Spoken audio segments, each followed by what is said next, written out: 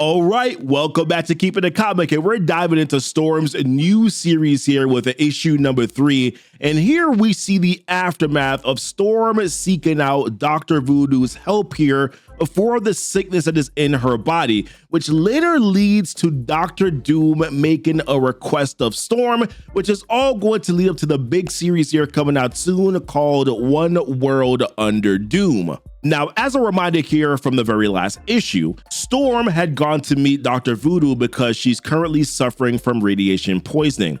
And when we pick up here in this issue, we see Dr. Voodoo in his research shrine here out in Balu, Haiti.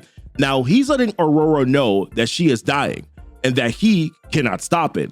And as a necromancer, not only can he see the dead, but he can also see these creatures known as death sprites, beings that can sense when a life is close to its end, and they're circling Storm right now. We then jump back to about 4 hours earlier, and Storm is being held in this sphere by the hands of this ancient spirit. And he explains that the bargains that he's made with an ancient spirit here, not only has the spirit removed all of her radiation poisoning from her cells, but it has also cleared every illness from her body. And at this moment, Storm is literally the healthiest being in the universe, and we see what she looks like afterwards. And let me tell you, this glow up right here is absolutely phenomenal. She looks amazing right now. But here's the catch. Dr. Voodoo notices that despite her perfect health, that the largest swarm of death sprites that he's ever seen still hovers over her right now like flies over decay. So the question that he has here is like, why, if she's so healthy, does death still loom over her? And to me, this has to do with what we saw here back in issue number 1 of the series, where it's stated here where it seems as if though the universe is trying to kill Storm. So most likely this is still tied to that curse. So then Dr. Voodoo informs Storm that in exchange for her healing, that she's been charged not to use her mutant abilities for 7 days. So then Storm's reaction is like, listen, I'm sure that's a price that you welcome, right? But then Dr. Voodoo clarifies that her other options were actually far much worse, and how the spirit demanded either 7 decades shaved off of her lifespan, the removal of 7 of her organs, or the darkest option, which was the Egon grave, meaning that she would lose her memory, including the memory of how to breathe, for 7 months. So Storm hearing this is like, yeah, I'm good with the mutant powers being lost here for 7 days. No big deal, I've done this before. And Dr. Voodoo here, he acknowledges that she's deadly enough, of course, with just her fists and her knives, but he strongly suggests that she join him at Strange Academy and come under the protection of his students and their headmaster. So no sooner when Dr. Voodoo mentions the headmaster that this dude appears, and taken aback, he's like, yo, so many death sprites. So then Dr. Voodoo apologizes for his brother's outbursts here, but Storm is like, listen, it's fine, and how she appreciates the offer to stay at Strange Academy, but not even the threat of certain death can keep her from reaching her next destination. So then later on, we find the uncanny X-Men here, Wolverine, Rogue, Nightcrawler, and Gambit. And Wolverine, he catches a scent. One that he mentions is Nimrod's scent of all things, and then he starts popping his claws, preparing to go investigate the house. So then Rogue questions, she's like, whether or not he's actually sure that this is Nimrod. But Wolverine is like, listen, you can keep doubting, but I'm going to get to carving. So then Nightcrawler, he pops up top, but he's like, listen, I can't see anything through the windows. So then Gambit notes that Jubilee and the kids, because Rogue was concerned, that they are sleeping. So Rogue, she gets a little panicky here, and then she rushes in, smashing down the door, yelling, get away from those kids. And then inside, to her surprise, it's Storm that she finds. Turns out that Nightcrawler, Gambit, and Wolverine were all in on this surprise for Rogue. Now, catch this real quick here. When Storm sees Wolverine, she gives him a sweet little kiss here on the cheek. And let's remember that for a little bit later on, Now, it's a nice little reunion here for the team who haven't seen Storm since she was on that live broadcast explaining what happened in Oklahoma City, where a newly awakened mutant power caused massive casualties, which is also when Storm got the radiation poisoning. Now, we covered that here back in the last video that we did on the Storm series, so go check that out if you want to catch up on that and then more in the series. So Storm ends up staying here for a few days, right? Since she can't use her powers, she starts to train in combat. Now, on day 2, without her powers, while sparring with Wolverine, he goes a little bit easy on her here. But then by day 3, Storm is starting to step up her game, forcing Wolverine to get a little bit more aggressive. He manages at one point right here to suplex her, and then later on, she counters with a triangle chokehold. But on day 5, things really start to heat up a little bit here, literally and figuratively. Now, the rain is falling right now. Lightning is flashing in the background, which is a nice symbolic touch because, of course, she cannot use her powers.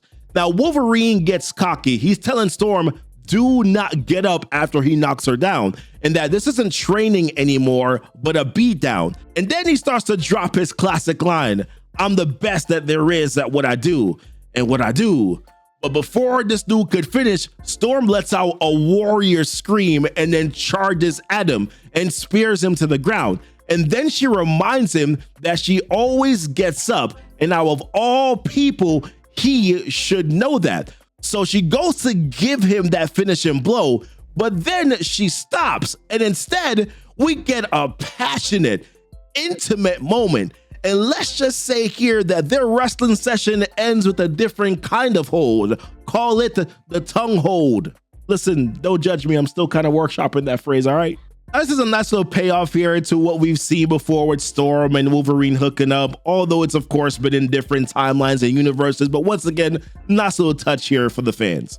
Now, a few hours later, right? Day 6 without powers now, Storm and Wolverine are lying in bed when a bird with some huge eyes appears. Now, apparently this is one of Doom's messengers here, and it calls out to Storm by name, telling her that she's been summoned by God Emperor Doom, ruler of Latveria, Sorcerer Supreme, and soon to be conqueror of Earth, and how he wants to parlay with her on mutant matters, an honor that he rarely bestows. And Storm's reaction is basically like, okay, like I guess like third time's the charm. The bird says, tonight I bid you farewell, mutant champion. But then Storm stops her because he's trying to address the bird, asking if it can take her to Latveria since she cannot use her mutant powers, and how she has no Latveria visa, which I'm not gonna lie, made me chuckle a little bit here. Now, the bird is reluctant because it doesn't want to be treated like a lowly steed, but eventually agrees to delay departure, giving Storm some time to prepare. So then we switch over here to some girl talk, right? Because Rogue finds out that Storm knocked boots with Wolverine, and she's all excited. But Storm tries to hush her, and she's like, listen, I'm not necessarily proud of this here. It was kind of a spur of the moment thing. But right now, what Storm needs is a dress and concealable weapons, since all of her gear is back in Atlanta and she has to go to Latveria. So Rogue offers to help, but she's worried about Storm heading off to meet Doom without her powers. So Storm reassures her that Victor Von Doom is harmless. Well, kind of, right? Rogue points out that Doom has a thing for powerful women named Storm, and now she's concerned that that infatuation is gone now, and how Storm might be in danger. So Storm reasons that Doom wants to talk world domination and mutant affairs, and as an Avenger, she should at least hear him out, and how he's a new Sorcerer Supreme after all, and how they know very little about this new Doom. So soon enough, a little bit later on here, Storm sets off with this giant bird, and it's one of the most hilarious sights I've seen so far. It just looks really funny. And Storm here, the mighty mutant, is riding this bird because she can't use her powers, and she whispers, "I'm sorry, Logan," as she departs off. But then in this moment, the Death Sprites, they reappear here because this entire time that Storm has been here, while she's been going through this training, we haven't seen the Death Sprites. It would seem as if though they know that danger lies ahead. And based on what we know about Doom and what we discussed here in the last issue about Eternity and Oblivion, that some ish is about to pop off. Now, on a sad note though, when we see Wolverine again, he asks for Storm, right? Knowing that she was already gone. And you can't help but feeling sorry for the guy here.